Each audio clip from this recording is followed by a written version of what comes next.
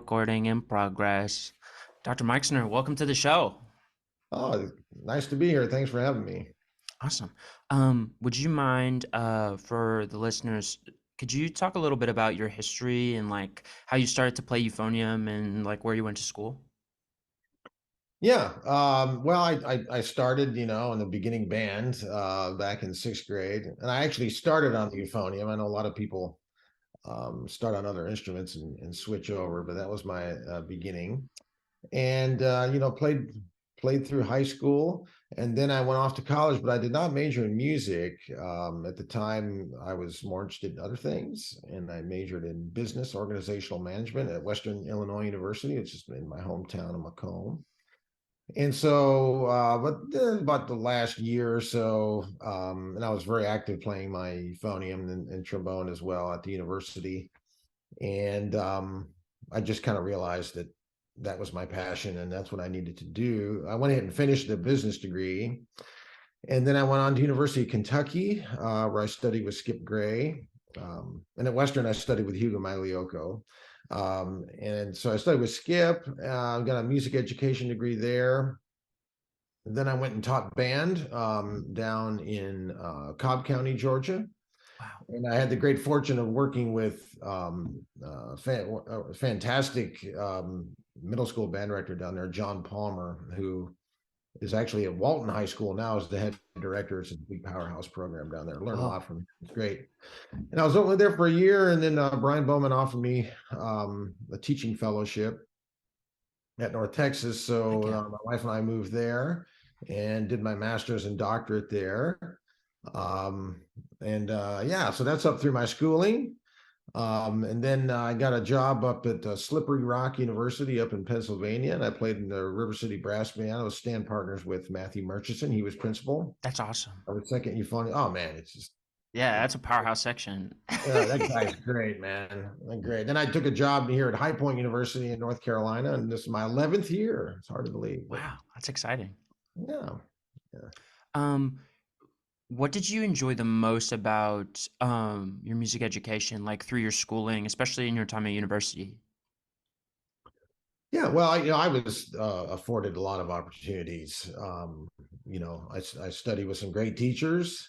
I worked under some great conductors. Just more of what I do now is conducting. So when I look back at sort of the training I received and the experiences I had there, when I was at Kentucky, I was able to get a research grant there as an undergrad, and Whoa. to record an album. So I mean, that was an incredible opportunity. Mhm. Um, Can and you then talk a little bit about recording Genesis? Because that's when I think of like, well, when I think of your euphonium output in particular, and maybe it's because like that's the one I came into contact first. That's the album I think of, and particularly like the recording of Ellerby is like stunning. Oh, I appreciate that. It helps to have a great pianist. So, Carol Conger was, and she still is incredible. I was very fortunate to have her. And so we did a number of things and on that album, and then a piece with the wind ensemble there at Kentucky, Richard Clary. Again, to talk about great experiences. He's at Florida State now, conducts the wind symphony down there, but he was at Kentucky during my time. Got a chance to do that, and then Skip had me do a tune with the tuba ensemble there. So, Mhm. so yeah, it was sort of we did a session, a number of sessions with Carol, and then those were added in. So that was and that was funded, mostly by the undergraduate research program at the university. So Wow, it wouldn't have happened otherwise. So. cool. That's awesome. So you've put out this album, you've studied with all of these great artists. Why continue to pursue euphonium before you switch to conducting? Well, I love playing. And that was sort of, my artistic outlet. Uh, I had a lot of great opportunities, had a lot of great people to work with. When you can collaborate with some really fine artists and people that you really like, it's something to continue with. But that's what I wanted to do. I wanted to study performance. Um, and, you know, as a conductor, which is what I do. That's 90% of what I do right now is Yeah. conducting. and you learn what to do with your hands and all these things and all these skills as a conductor. But at the end of the day, I believe when you're up on the podium, it's you and your musicianship, and that's what you have, because you're reacting Mm-hmm. instantaneously to things that you hear, and that training was from my teachers. So I look back Yeah. at all the great experiences I had in the lessons, like Brian Bowman. I mean, that stuff's in my head all the time, Mm-hmm. on the podium. So Yeah, that I heard Mallory Thompson say almost that exact same thing a couple of weeks ago at the Illinois Conducting Symposium. And I think that's really important, especially like I don't know if you've noticed this. I've noticed a trend in music ed students in particular that like practicing and performing is secondary to them because they claim like, oh well, I'm gonna be a teacher. I don't need to know how to do this. But it's like, how are you gonna teach your kids how to perform? yeah, well, that's a pet peeve of mine. That's a pet peeve of mine. So there's a little bit of a button there, but the way I look at it is, how can you teach someone else to reach a level that you yourself have never attained? Now, I mean, Yeah. my experiences at North Texas playing in Eugene Corporon's Wind Symphony, I mean, that was an incredible opportunity. Awesome. And being a part of that Wind Symphony in that detail and that level of excellence with that Yeah. level of conductor, translates. But look, at the end of the day, I believe that as a conductor, especially of student groups, you better darn well be the best musician in the room. Now, I also conduct a professional group, North Carolina Brass Band. And with professionals, you better darn well be at least one of the best musicians in the room, because they Yeah. can read that, and yeah, it'll go south for you real quickly. Can you talk a bit about how you came to North Carolina Brass Band? Because you founded that group, didn't you? Yeah, so I moved down here from the Pittsburgh area. Had all the experiences with River City Brass Band, and in my second year, I started to plan for this group. Took a lot of the ideas I got from River City and other things along the way, and yeah, we founded the group. Put together this group. The first thing, I wanted to come out with something right away, something big, and trying to attract musicians to be in the group. If I say, hey, let's get together and play a concert, I'm Mm-hmm. not going to get the top players in the area, but I was able to say, let's form this group. First thing we're going to do is record an album. Mm-hmm. I got their attention, and so that's what we did. We recorded an album. It's called First in Flight. You can check that out. And Yeah, and then we just started an annual concert series, and the group has continued to improve. We've had some great success. The players in there, I'm just, I pinch myself every day with the roster that we have in there. It's crazy how great these musicians are, and so we have a That's good awesome. time. Yeah. That's cool. How, so when I interviewed Hiram Diaz, he and I talked about how the role of the euphonium in the wind ensemble versus the brass band is extraordinarily different. Um, could you elaborate on that a little bit? What Hiram and I discussed was how, like, in the wind ensemble in particular, and this is something I've noticed, is that because the solidity of the tone needs to be really, really consistent across all registers in order to make sure that the euphonium is complementing every instrument it's paired with, and especially in a work like Stars and Stripes, where it happens every like almost 2.5 measures. Um, that's very important versus like the brass band tradition is much more about like, can you change the color and the timbre of your sound in order to explore the breadth of possibilities, given that the instrumentation of the ensemble is so much more unidimensional compared to something like a wind ensemble or an orchestra. That's interesting. And then Hiram's, he's a great, very intelligent guy, great thinker. I hadn't Absolutely. thought of it necessarily in that way. The euphonium, of course, is the solo euphonium is really the second most important book in the group. It's the tenor solo voice. But yeah, in particular with an orchestra, the range is much greater, Mm-hmm. and then it starts to compress a bit when you move into some of these other realms. But yeah, the euphonium, and the brass band, sometimes it takes a little bit of edge to cut. across the ensemble, and in the solo role, it's a little bit different in terms of not just standing out front of the group, but playing in that respect. So yeah, having played in a brass band I played in brass bands for a long time, but I do think of shading the sound and changing the sound depending on what the role is with vowel manipulation and other types of things. But yeah, I guess I just think of just having played euphonium, and studied it for so long, Mm. just increasing the colors and the timbres that are available just to make it more interesting. I Yeah, think of that in terms of creating an even sound across the entire range, because I feel like if you can't do that, then you can't manipulate. certainly. You want to be the one in charge. You don't want the horn to be in charge. Yeah. So yeah, it is a different approach. Uh, Mm. for sure. I would agree with what Hiram says there. That's actually yeah, I agree with that. I think that's some really good thoughts.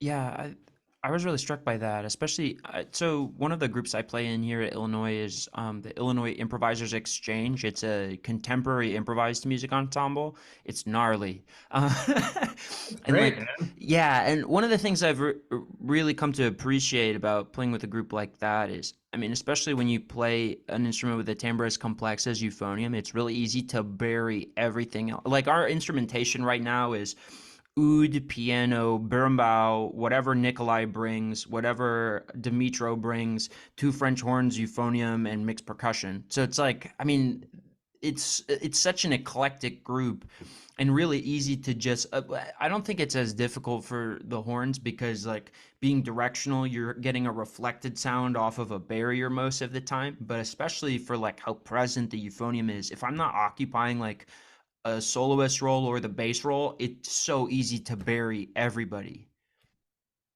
Yeah, no, that's cool, man. I mean, that sounds like a pretty cool instrumentation, and in learning to improvise, that is so key. And I can tell you I'm not very good at it. One of my many flaws as a musician. So you're I, doing the I right wouldn't thing. I wouldn't call it a flaw. I think it's taught really poorly. Like my teacher studied with a composer named Pauline Oliveros. Is she somebody you've heard of? I know the name, but Yeah, yeah. Pauline is a contemporary of Terry Riley and Steve Reich and a bunch of cats out in California. And one of the things that she always taught and that she taught my teacher is that like the best thing you can do is start. And if you're like spending too much time just like occupying anywhere except like the exact present moment you're in, that's where your improvisation starts to deteriorate. It's a really interesting philosophy, and it's like pretty esoteric in the grand scheme of things, which is kind of cool. And so as I've like tried to embrace that idea of like what improvised music is and then reinforce it with structures like jazz, I think it's helped me develop a lot. But one of the questions that it's raised for me is, do you think the current conservatory model for music schools encourages young euphonium players to experiment enough? Because for a lot of people that I meet and a lot of young players that I meet, pantomime is kind of the Glenn Gary leads of euphonium repertoire. And that's not to say that it's not a cool piece. It's definitely really fun. But I mean, like, if that's as good as it gets, I think that says a lot about the state of our repertoire. Yeah. So your question is in terms of a conservatory model and how it for euphonium Yeah. in particular. Yes. Yeah. Well, I studied at public institutions, sort of liberal arts based institutions, and so I don't have any direct experience with that. Yeah, but I Um, mean, a liberal arts music school is based on a conservatory model because sure. they're evaluated by the same advisory boards. Yeah. Well, I do think that, and I think this is changing, at least from what I have seen, is to have some more flexibility Mhm. in the degree. I think, one size fits all sort of approach doesn't really work, I think, for everybody. I know here at High Point University, we tweaked our model, our BA degree, to add a lot of electives and a lot of flexibility within the degree. And if nothing else, if you're a euphonium player and you're trying to make it, you better have some pretty good business and marketing skills along the way. Yes. That should be a part of it. That should be a part of it. Improvisation, I think, is critical. I didn't really have a lot of that when I Mhm. was young. I sought out some opportunities and did some. But it's sort of this traditional, like, these are the courses you take. This is what's going to be best for you. I do think there's Mhm. some validity to that because, people who've been doing this a long time know what's best in some ways, but not all of us are the same. What you want to get out of it is different than what I did, and anyone Yeah. else, the same thing. So I do think there needs to be more of that at some places. Not having being intimately familiar with all the different programs out there, but Mhm. um, yeah, I mean that's my 2 cents on that. Sure. I had a question. Oh shoot, I'm gonna forget it. No, I'm not. So with like this idea of like trying to be more interdisciplinary, I guess, do you think it behooves performers to, or I guess I'm of the opinion that it behooves performers to study music composition, and it behooves composers to study more music performance? Because I find that the two intertwined are greater than the sum of their parts, in as much as like a composer who's regularly performing is not only going to have more ideas for like what to write in their music, but more empathy and how to like make sure their parts are made in such a way that it's easy for performers to read. In as much as like performers who have had to write have then realized the level of detail you can go into in writing a piece of music and then spend more time trying to figure out exactly how they want to perform something. Yeah, that's Um, great. That's a very interesting thought. That's not something I delved in much yeah, in composition, but I do think that brings up a lot of interesting yeah, thoughts. And if nothing else, you explore different instruments and yeah, learn sort of how they combination of those instruments. And as euphonium players, that's what we need to be doing. yes, I think for the future of our instrument, and a lot of people are doing this, is chamber playing with other different mhm, combinations of instruments, exposing our instrument to different audiences. As opposed to just kind of performing for each other, which yeah. I think is sometimes it is a good thing. It's a fun thing, but perhaps maybe not is what's going to sort of expand our reach.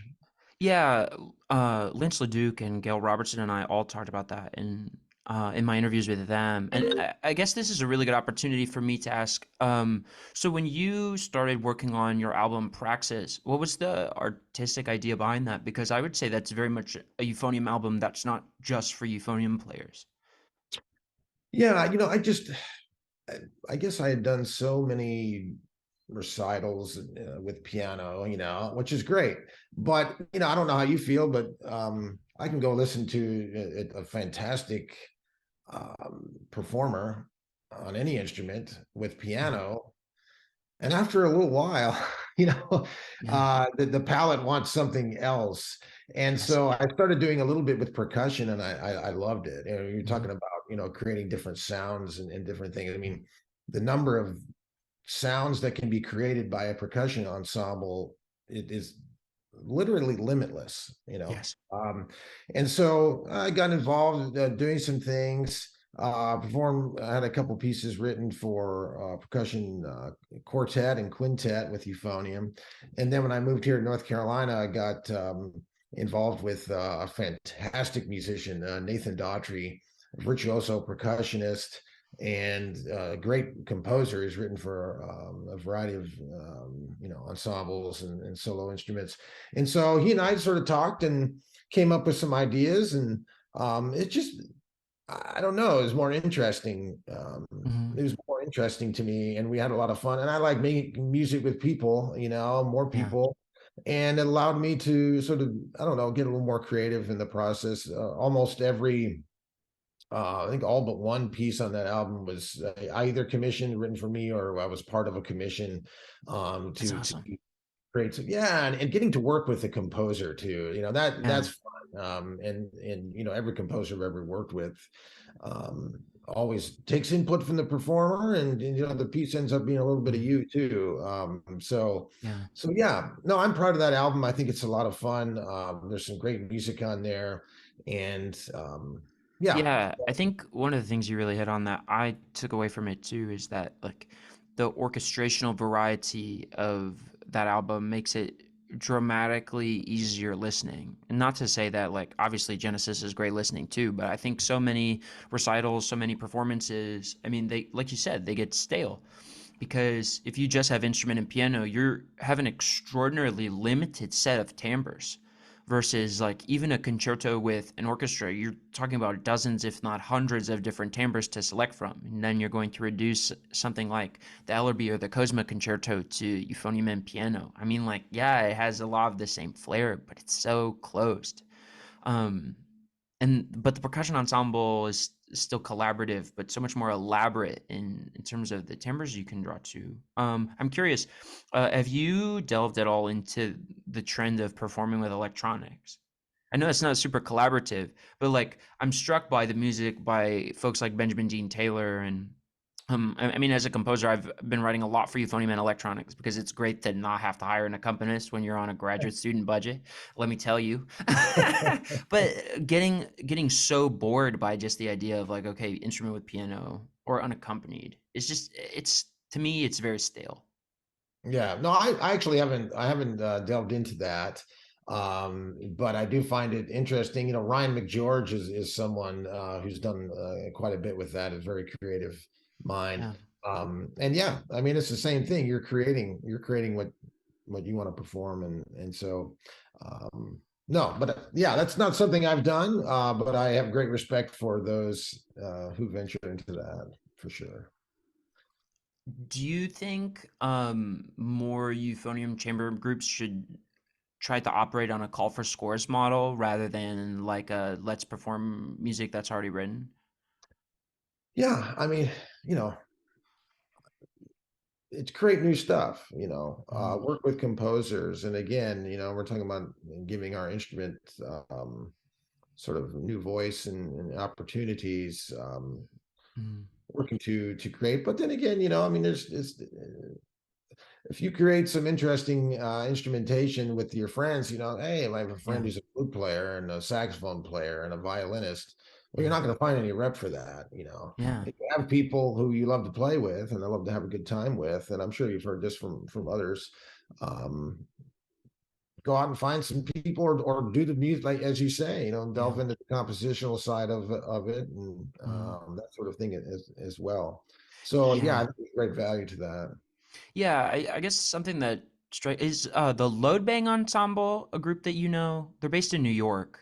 Yeah, I'm not familiar. So Load Bang is nuts. I got to write for them during my bachelor's degree, and their instrumentation is trumpet, bass, clarinet, trombone, and baritone voice. It's a really wild group, and the music that they play is exclusively derived from a call for scores model. So they have a summer festival where composers can come and write for them and obviously like you pay money to go to the festival, but like when they do a competition, I think the entry fee is usually like $25, and then I think the top 5 or 6 get performances and recordings, and then like the top 2 get like a modest cash prize. But like so many young composers are going like just for the performance cred. I mean, even like collegiate, like early like teaching level composers would probably go just, especially for an ensemble of that capability, just like, I mean, do it for the exposure, I guess. But I mean, so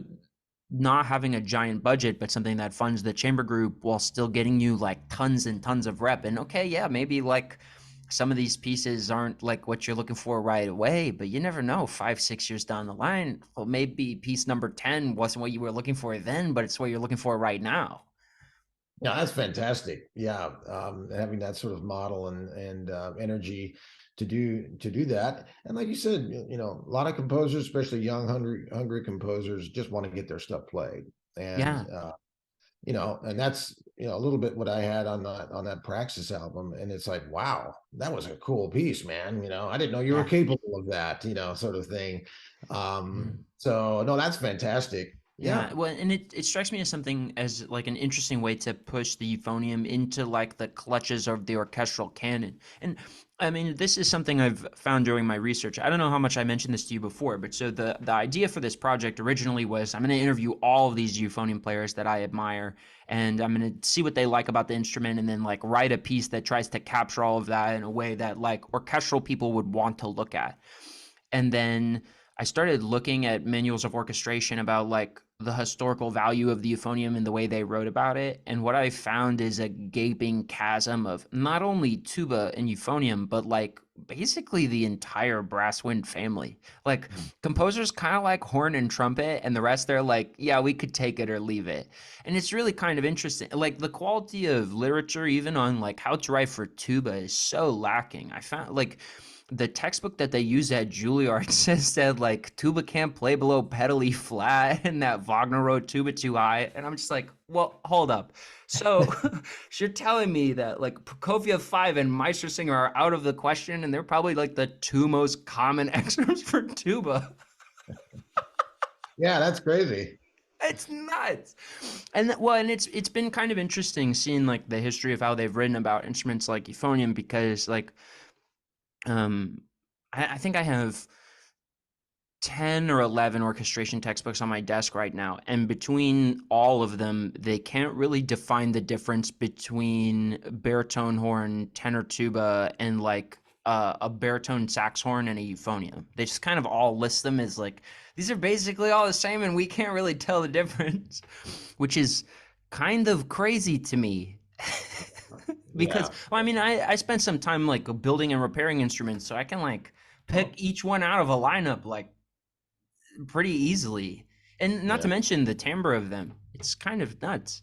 Well, yeah. I mean, just at the most basic levels, Mhm. the sound that you're getting is just very, very different. So, Yeah, it's just nuts. And so the way this project has kind of taken shape now is I'm doing all of these interviews, compiling like what people think is interesting, what needs to happen in order for euphonium to like kind of take a bigger place on the stage because Hiram and I were having this chat at the Midwest Clinic this year.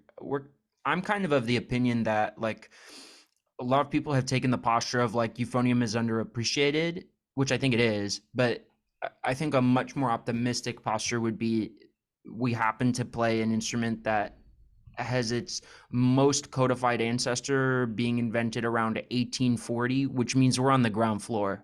yeah, And exactly. there's a long way to go and a lot we can contribute to that, which is really exciting.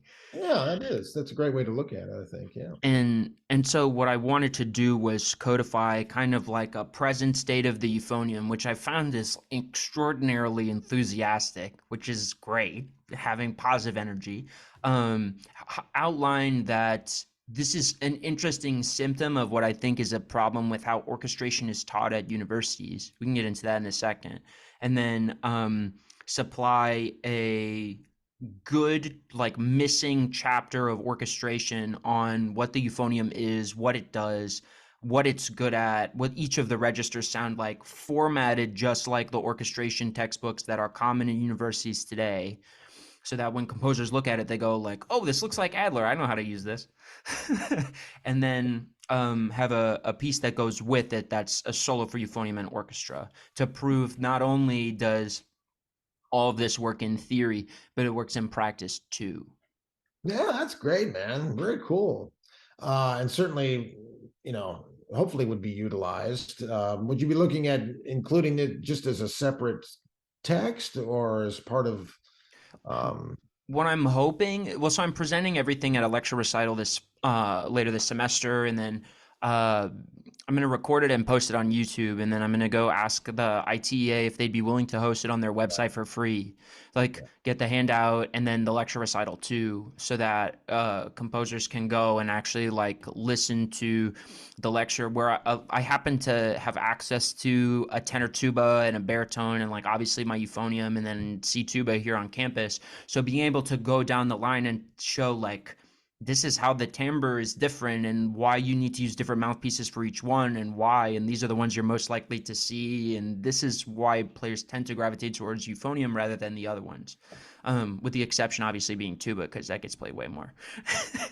Good for you. That's important work, great work. Thank you for doing that. Yeah, and it's exciting. And it's fun to be a part of, especially like being this specific about it. Because like, and kind of what I suggested, like naming the problem, I think, is this kind of centralization around like the idea of like at music school we teach orchestral music and like the chamber music of orchestral music.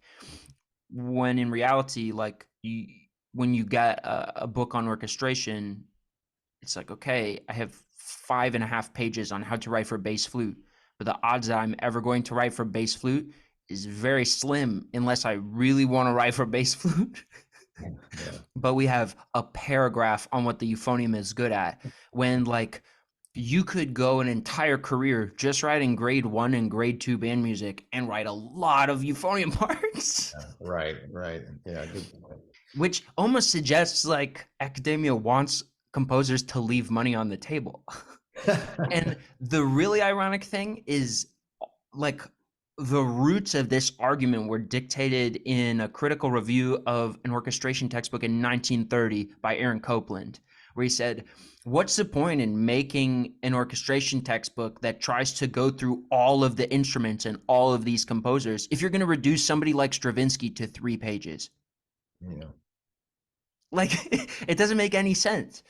Why do it in one volume? Just make more volumes. Yeah, well, that's a good point. Yeah, absolutely. And I honestly, I think that's just good pedagogy because, like, I think if a composer is going to school to study music, like, I mean, yeah, learning to write for orchestra is important, but if you're leaving without knowing how to write for a band, brass band, big band, choir, all of that stuff, like, what are you doing?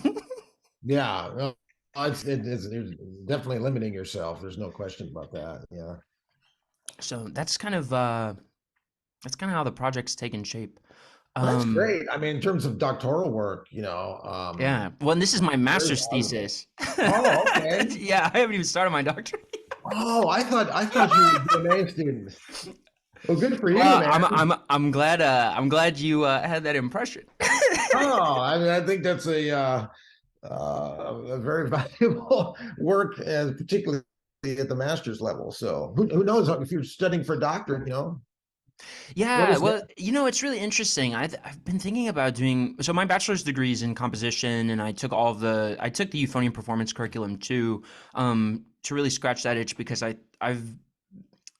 caught the brass junkies bug pretty early, and one of the things I've always really admired about Lance LeDuc is his, and Sam Palafian too, because I think he really got the roots of it from that. But this idea of like classical musicians need to be operating a little more on a singer-songwriter business model.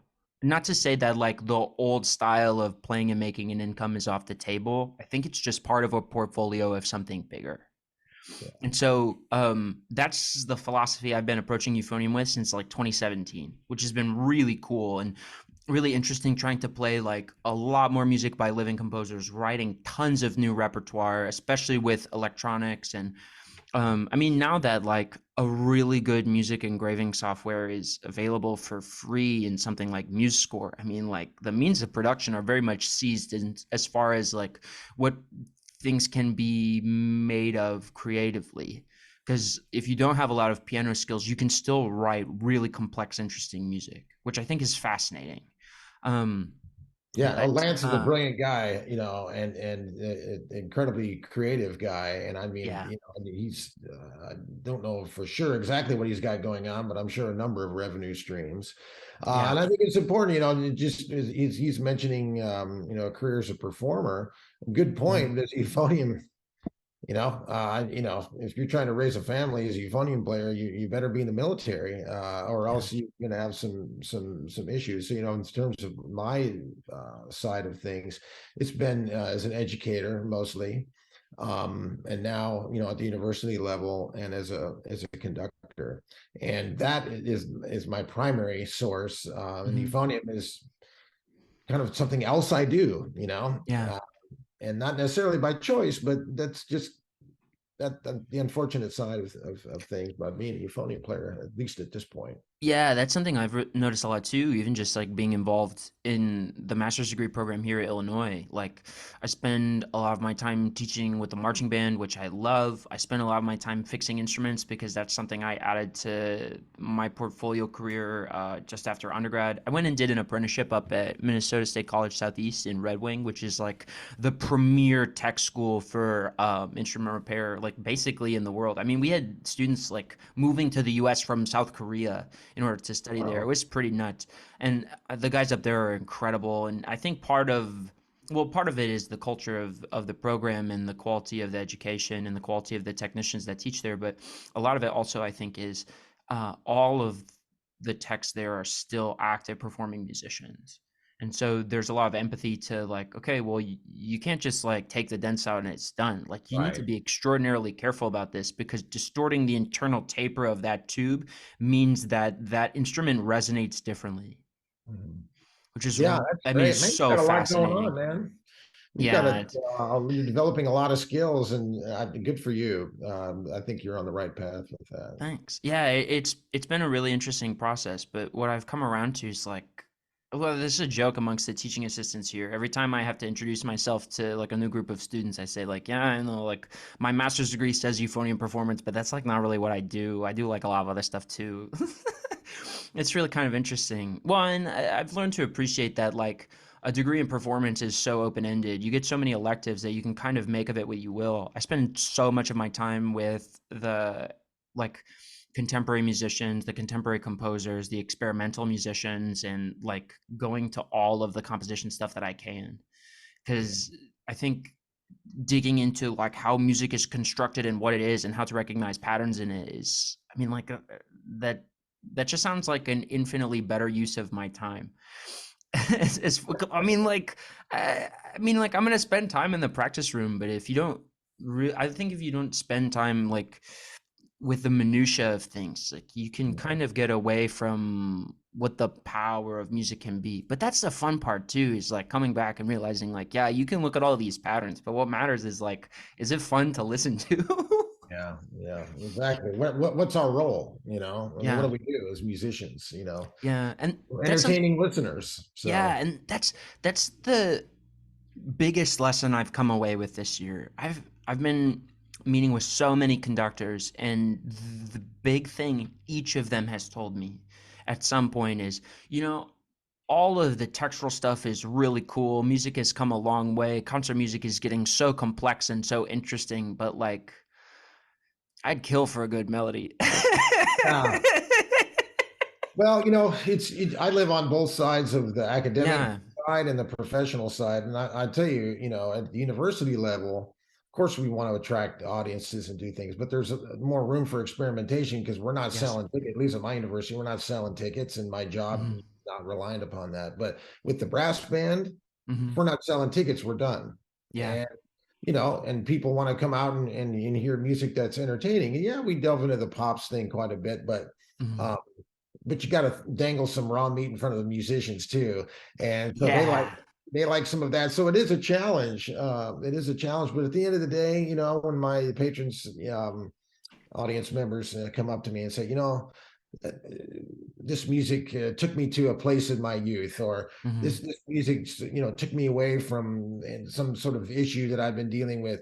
I really felt like I escaped reality for an hour and a half today to be here. Thank you for this and that. Yeah. And at the end of the day, I don't know. I've come a long way around this to this way of thinking, but I think that's what we do. Yeah. And I think the experimentation in music and exploring new things is absolutely critical. But, Yeah. you know, but people want to hear it. So, Yeah, I think the way forward is figuring out a way to find a balance between the two. Somebody who comes to mind, I think, at least especially for me, is David Maslanka. I think he really nailed like how to do the super experimental or at least pretty experimental stuff while really making sure like the melodic line is super important. And yeah. I think that's why his music will have so much lasting power. I mean, David's only recently departed from us, but like I mean, the I know everybody I know is. or almost everybody I know is exhilarated by Symphony 4. And I think Yeah. that's part of why it's like there's a very primal urge to have like some kind of something that tethers you to the music, I guess. Because if it's too atmospheric, it's like, okay, this is really cool, but like throw it in a film. So there you go. Where do you see the euphonium going over the next 20 years? Well, that's a good question. And of course, the answer to that question is it depends. But I think I would like to see it become more involved in chamber playing, and more involved in other types of things. I think, um, and euphonium is again is not really a huge part of my life at this point. I don't, playing the euphonium is a small percentage of my professional life. So, but I will say that I think for some time, um, I'm not sure exactly how to say this other than I feel like we've been writing for each other and Yes. performing for each other. And hey, look what the euphonium can do. This is cool, and that's awesome. But Hmm. let's get it out to other people, Yeah. so that we can, try to get things going. I think with in terms of orchestras, they're always going to be playing Beethoven, Mozart, 19th century romantic works that just don't call for the instrument. And as much as cool as a lot of the new music is being written, but like I say, the selling tickets, aspect, and Hmm. people want to hear these sorts of things. So over the next 20 years, I would like to see it involved more in different chamber style performances. Solo literature, there's a lot out there. There's stuff being created. You're doing some interesting things there as well. But these opportunities just don't come to Yeah. most people. You mentioned the Cosma thing. Most of us just don't have an orchestra we can drag around with us and Yeah. perform. Well. So I think chamber playing has more opportunities to be heard in more venues and to more variety of people, Hmm. music enthusiasts, and just sort of general public type thing. So that's where I'd like to see people exploring. Yeah, I think that would be really cool and really special. And I think that that's a really great point that, like, I mean, playing for each other is, I mean, it's great for developing enthusiasm, but I think it also, kind of like what I said earlier, it kind of leads to this mentality where like pantomime is the Glengarry leads of the instrument. When like Gail Robertson has a really interesting paper about the euphonium tradition in the wind ensemble of being more of a cellist or a tenor soloist role rather than like something that just doubles the tuba at the octave, which is kind of what it's become, especially in contemporary literature. And not to say it doesn't do that job extraordinarily well. C Holt's First Suite in E flat, Yeah. perfect example, but it does a lot of other things in that piece too. Um, but something that comes to mind is this idea of like, okay, well, sorry, this idea of, well, okay, so pantomime is really incredibly influenced by the Boccolari to an extreme degree. Like it's a slow section and then a fast section, and the fast section is 10/8 for a chunk of time. Like, I mean, yes, that's extraordinarily like big picture and conceptual. There's a lot of intricate detail we could get into inside of that, but if we're just kind of writing conceptually the same piece over and over, that says a lot about the state of the instrument. Yeah. And why not try something new? I mean, like, yes, like composers need to make money. You need to make things that people will like. But as we've talked about just a minute ago, like you can have one foot in the water of contemporary expressionists and interesting, like wild textural music, and the leg inside or a foot inside the realm of melodic music too, and combine those very well. Um, and I'm struck by a phrase I heard from a scholar named Herbert Brun. He's a composer who studied in Israel and Europe for a long time, and he has a treatise on music composition where he said that composers should be aspiring to write music that they don't know they enjoy yet. Because if you're writing music that's too much of the same, music will stagnate. And I thought I only heard this at a guest lecture about 2 weeks ago, but it's everything I've done for the last 2 weeks has been informed by that. because I think Hmm. it's such an interesting way of viewing what it is to create new art. Yeah, that's a good point. But, on the other side of that is, as we're looking at what can be done for the instrument, it's these creative people that are out there, the Lance LeDukes, the Matthew Murchisons, the Ryan McGeorges, Mhm. so many others. And if you Yeah, start naming names, you always leave people out. But um, writing music that they enjoy playing and they enjoy writing, the passion that they bring to it rubs yeah, off on others, yeah. whether that be the people that they're writing for, that they're playing with, or the audiences that they're playing for. And I think, you know, that type of passion, when people can Mhm, really show how much they love what they're doing, mhm. it transfers. It transfers to the people who they're with. So Yeah, and I think one of the things I've noticed about the young cohort of like emerging artists in euphonium, as like folks like me, Jonas Zimmerman, if he's somebody you know, he's a buddy of mine, Andrew Salee, and folks like that, is like there's a lot of us where military band is only vaguely on the radar, if it's on the radar at all, which is really kind of interesting. yeah, it Bec- fits some people well and yeah, others. but I mean, I think like 15 years ago that would have been unconceivable. Yeah, Versus like you see people like Matthew Murchison or Demondre Thurman who or Gail Robertson who have like these incredible careers as like interdisciplinary musicians doing all kinds of stuff, and their brand isn't like, oh, I played with the Air Force band for X amount of years. And again, not that that's bad, that's really cool in its own right, but that things can be a lot more open-ended. yeah, yeah. Demondre, He's he's one of unbelievable. my heroes, man. And he's got so many things going on, and everything he does, he's exceptionally good at. And so he brings so much more to the table than just being a euphonium artist. Yeah, when Hiram and I talked on the podcast, one of the things we talked about is like some of, well, I mean, we might not have said this specifically, but like some of Demondre's projects are almost too good. And what I mean by that is like the music is so awe-inspiring that players that are not ready for it are like, I'm gonna play Barfield. And then and one of the things Hiram said is like that. I mean, the endurance you need to make it through a piece like that in one piece is insane. I think a lot of it, musicians are in danger of like injuring themselves, which is like, it's so crazy because it's like, okay, like I love this music so much. The only thing I want is to be able to execute this and like show everybody how much I love it, but I have to hurt myself in the process, which is kind of ironic. Yeah, that's true. That's true. Yeah, it takes a lot of temperance, I think. But it's definitely really interesting. What are a few of your favorite excerpts for euphonium? Excerpts. Well, you're talking about like orchestral work or Yeah, what? orchestral and chamber, or orchestral, I guess chamber if you have any, and band excerpts. What I was planning to do was ask excerpts, solos, concerti. Yeah.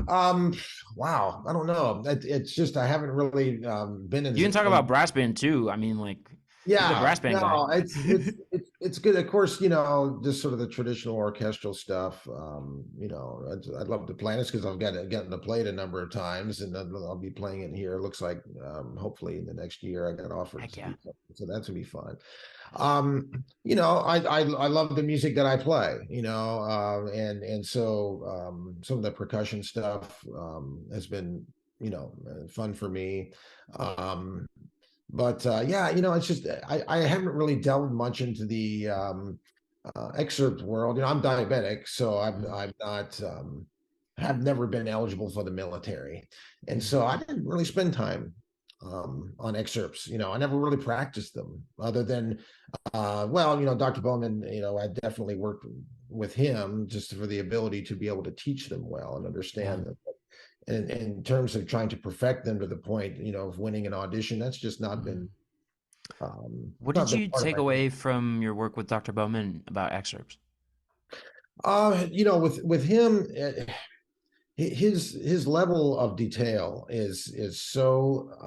I remember the first couple of lessons I had with him, and I walked in, I was like, "Yeah, I'm doing stuff very well," and then there's just these, you know, another level, and then another level on top of that. I come Yeah. back in. all right, I'm ready. And then he would sort of really pick it apart. But the ability, for him, just with the excerpts, he lived in that world. Mhm. And audition of them, of course, performed a number of works. And of course, his students, I mean, my goodness, sort of a who's who in military bands. Yeah. But but yeah, just and then not just the excerpts, but the level of detail in terms of all aspects of technical proficiency, but also musicality and things that I just had never really thought about. I think my entire North Texas experience, and I mentioned something about Eugene Corporon's Wind Symphony, is to Mhm. be a part of something that takes you to a level that just hadn't been at. Yeah. And that stuff I'm taking with me on the podium for Yeah. primarily. I got to So. work with Dr. Corporon at the Music for All National Festival Honor Band in 2014, Mhm. I think. He's incredible. He's such Oh an yeah. awe-inspiring musician. Yeah, we played I can't remember if it was his concerto or his like an obligato marimba piece, but he invited Mark Ford to come and solo with the band, and he played a couple of pieces. It was so fun. Yeah. It was a Yeah. really Mark, rocking time. Yeah, great he was art. unbelievable, and it's so interesting. Like, when I meet percussion folks, I can mention to them like, yeah, I've performed with Mark Ford. Like, I could watch him play marimba all day, and they're like, wait, you know who that is? It's Yeah. pretty cool. Yeah. Being down there around all those people, it was really, really inspiring. And like I tell folks, there was so much coming through, and I'm sure that's the way at Illinois too. But you just walk down the hallway, and there's a guest artist viola Yeah. giving a class. I'll step in. You walk Mhm. out of there with a few nuggets, like, wow, that's amazing. Walk down the hallway to something else. Yeah. I've been really trying to keep my eye on the schedule of the guest artists that are coming in. The problem I've run into is there's so many, like balancing that with sleep and class and work and like all the other stuff's going on. It's like, okay, like I need to remember that I have to sleep and see my girlfriend sometimes. Yeah, that's right. That's right. We do have these bare essentials, Yeah. that's totally. Arno Bornkamp is coming in a little later this semester, and I'm so excited. I don't know if you know who he is. He's like this really famous Dutch saxophone player. I'm sorry you broke up there. Oh, I cut out. Sorry. Oh, Arno, I said I'm really excited for Arno Bornkamp to come later this spring. He's like this really famous Dutch saxophonist. If you've ever heard of okay. if you've ever heard of a composer named Jacob ter Veldhuis, he's like recorded almost all of his music. It's incredible. So That's good, man. I'll have to check some of that out for sure. yeah, the one I'd recommend is a piece called "Grab It." It was written in 1999, and it's like a piece of standard like super difficult tenor saxophone repertoire now. It's incredible. It's not safe for small ears though. There's a lot of explicit language in it, but it's really Okay. cool. It samples the documentary "Scared Straight," and it's a piece for tenor saxophone and well, he says tenor saxophone and boombox because it was the 90s, but like it's tenor saxophone and electronics. It's incredible. And like all of his music is really driving, really intense stuff. And there's a lot of like speech pattern elements to it. Jakob is a former rock musician, so it's a really interesting take on contemporary music. It's really Yeah, fun. that's great. That's fantastic. Yeah, interesting. Why don't we talk about solos and concerti a little quick, and then we can wrap up. Yeah, I again, it's been, and I'll just tell you, I've been dealing with dystonia, Mhm. uh, and I've been dealing with dystonia for 5, 6 years. What has that been like? Well, it's been tough, and just to open up a little bit. It just started to, yeah, it was in 2018. Um, just started to feel weak, Mhm. like chops. I don't really know how to describe it. And then there's just things I just wasn't able to do well that I used to. And then within a matter of a couple weeks, I got to the point where I could barely make a sound on the Oh my instrument. god. Yeah. And I think as musicians, we identify ourselves so closely with our musicianship and our abilities to play our instrument. And so when something like that happens, it not to be overly dramatic, but it felt like someone died. It felt like Yeah. a part of me died, a You big lose a part. part of yourself. Yeah, and I couldn't express myself in that way. And there's a lot. I mean, I've grown a lot during this process of how to let go of that, because that isn't me. You know, my plan doesn't define me. Doesn't Hmm. define who I am. I am who defines me. Yeah. And so anyway, I went to work with this fantastic teacher. She's sort of kind of the resource, I guess you could say, in terms of playing issues, particularly Dystonia, Jan Kagreis, who was on faculty at North Yeah. Texas. And I worked with her for, you know, a year about roughly. And she really helped a lot. It's essentially kind of a relearning how to do things differently. You have to sort of reroute. Yeah. And she was very encouraging, and just really helped me progress. And it got to the point where the progress started to slow a little bit, and she was like, "Yeah," I was like, "How much time are you spending on these exercises?" Like, "Well, I run a business, I've got kids, I have a Yeah. job." I say, "But an hour or so." She's like, "Oh, it's my orchestral people, they do it like 4 or 5 hours." And I was like, Yeah.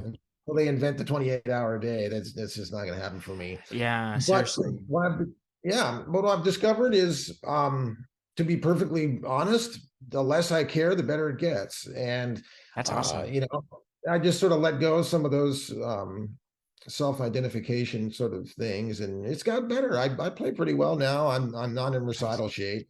Mhm. I don't know if that'll ever be something that I do again. I guess I'll Yeah. never close the door to anything. But so in terms of recent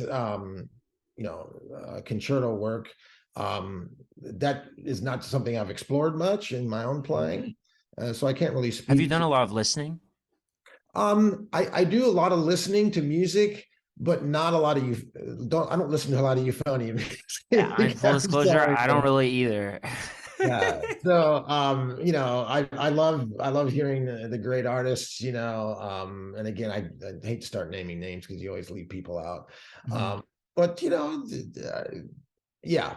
And when I go to conferences, I hear these sorts of things. But Mhm. to me, it's stuff I used to play, and sort of the older things that I used to do. Sort of, So see the Genesis album. it's not been a part of what I do, in terms Yeah. of what I do anymore. So Yeah. I hate to leave your question like that, That's but okay. it's I can not a ask a thing. different question. What do you find yourself listening to right now? Like in your day-to-day life? Yeah, I enjoy listening to brass band stuff. I get, try to pick Mhm. up ideas and different things. Well, I I mean, do. like even non-academic music. I mean, like what's the music that gets you going?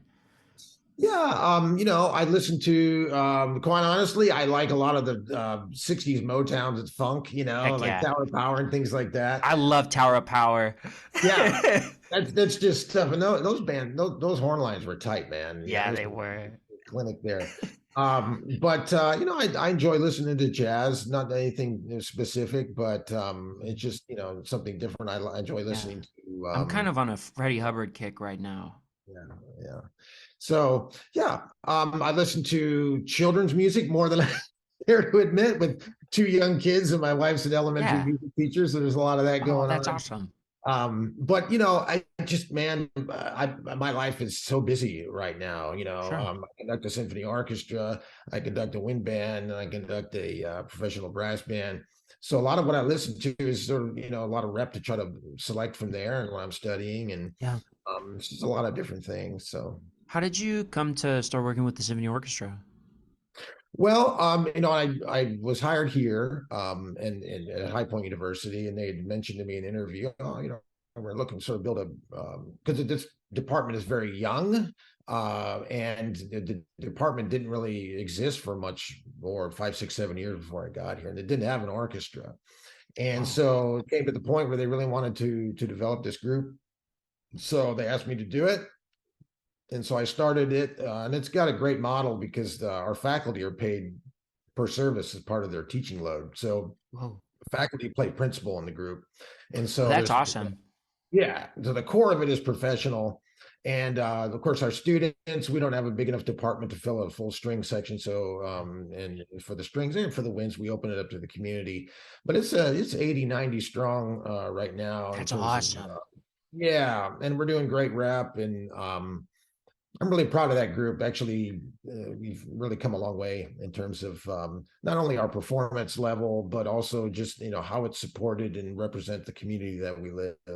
Yeah, so I had an idea last fall that's an ensemble very similar to that, where I was thinking about like trying to come up with a really efficient conservatory model to build like to help the level of young musicians coming into a program get really, really high really fast. Yeah, and one of my thoughts was having an ensemble where faculty and students play together. But my idea was, wouldn't it be cool to have the faculty play like second or third part instead of first part? I mean, obviously, like we want them to be really involved with the parts, but like you want to empower the young musicians too, or maybe figure out a way to alternate it. So I guess the question I have is, what has the pedagogy been like, and what have you seen as far as the growth of the students in that kind of an ensemble? Because it No, sounds fascinating. yeah, I mean, but the point you bring up is a good one, and that's what we do as well. The faculty are principal, but a lot of times they'll flip, Hmm. in different sections. Just when the student is ready for that sort of thing, Yeah. to have that. But no, I mean, we refer to it as a teaching orchestra. The faculty are there, they're playing principal, they'll turn around and give advice and things during a session. We break for some of that for a minute or two while that sort of thing is happening, and for the student to be in the studio Hmm. with the professor, and of course is you know obviously important, but instead of telling them this is how you function in an ensemble or professional Hmm. style environment, actually being in there with them. And it's not just Yes. the playing, it's how do I behave in a Mhm. rehearsal? Yeah. How do I approach rehearsals? How do I approach performance? And sort of Yeah. that whole experience is something that is missing for so many. And so that's been a big part of the growth of the students in there. And of course, they're sitting right next to my concertmaster, my top violinist is stand partner right there. And so learning how to listen in an ensemble, match pitch, and these different things. Yeah. We can talk about it Not to in the mention how studio. to operate in a professional setting in a way that's modeled. You don't have to spend time talking about it because they can just watch. We just do it. We just do it. And it's been a really rewarding experience Yeah, for them, even more so than what I initially had thought when we set up the that's model. So incredible. How has that affected the culture of the School of Music? oh yeah, I mean it's helped grow what we're doing. I mean the department is small, and we have grown, and but just that integration there of faculty and students working together, and also the community. I mean, we have great folks from the community coming in and learning from them as well. A lot of them come in. We have professionals that just want to support a community group, and they come in and play, That's awesome. and folks that have from other walks of life that do other things Mhm. and share their life experiences. And many of our students, they double major in music, Yeah, and the other major is our music. Many times is the other major, and I have no yeah, problems with that. They're wanting to explore these different things. I got a great cellist. She's fantastic, and she's also studying neuroscience. yeah.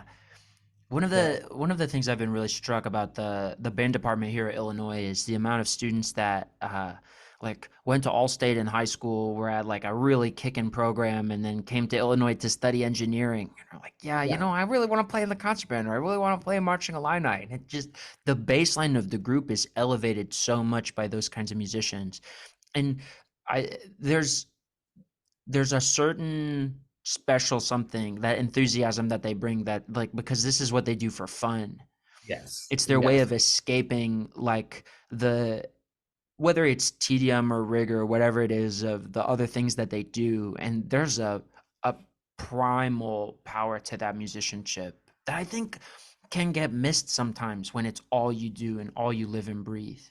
yeah. I think they're less jaded for sure. Oh, almost definitely. But like I think like well, it's like you said, when you take it a little less seriously, it's not so bad because you're not devoting so much of like this time and attention and importance to it in a way that's degenerative, as opposed like, because you can approach it wholesomely. Yeah, yeah. No, and absolutely, and I think these are brilliant kids, man. Yeah, Brilliant students, and their musicianship reflects their intellect and their creativity. So yeah. It's I get to work with definitely a wide body of students every day with varied interests, and it's nothing else that makes my job more interesting. So, yeah. Yeah, and I like having a lot of enthusiasm around. That's the thing I loved the most about teaching marching band this year is like it really keeps you young. well, that's true. And that's one of the reasons why I love college teaching. Yeah. I work with mostly undergraduates. We don't have a graduate school in our program. And I was just talking to my wife about this the other day. The people that I work with, the students, they smile a lot. Yeah. The whole world's in front of them, like you, Andrew. Yeah. You get it's an oyster, right? Yeah. And so they just have a lot of positive energy Mhm. and positive outlook on their future. And I think it's just important to be around people like that. I think so And too. people who are not like that can really drag things down. And so, yeah. Definitely. I think that's a great place to wrap up. Dr. Meixner, thanks so much for coming on the show. Yeah, Andrew, thank you very much. It's been a pleasure. I appreciate Is having me. do you want people to follow you on social media? You can share that now if you'd like. If not, it's no big deal. Yeah, I don't have any page other than my own personal Facebook page. Check out our North Carolina brass band stuff. We've got some great things out there on YouTube. Also, the High Point University Department of Music. Check us out on YouTube as well. We've got some good recordings there and Awesome, other awesome, things. awesome. Thanks so much. All right, thank you very much. We hope you've enjoyed this episode of The Musical Trequartista, the podcast. You can find us online at mcgowanmusic.com or listen on your favorite podcast platform. You can also visit us at Andrew McGowan on YouTube or Music McGowan on Instagram.